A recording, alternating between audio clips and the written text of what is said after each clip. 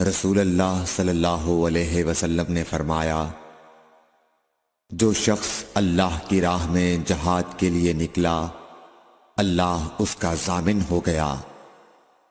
اللہ تعالیٰ فرماتا ہے، اس کو میری ذات پر یقین اور میرے پیغمبروں کی تصدیق نے اس سرفروشی کے لیے گھر سے نکالا ہے۔ میں اس بات کا ضامن ہوں کہ یا تو اس کو واپس کر دوں ثواب اور مال غنیمت کے ساتھ، یا شہید ہونے کے بعد جنت میں داخل کر دوں۔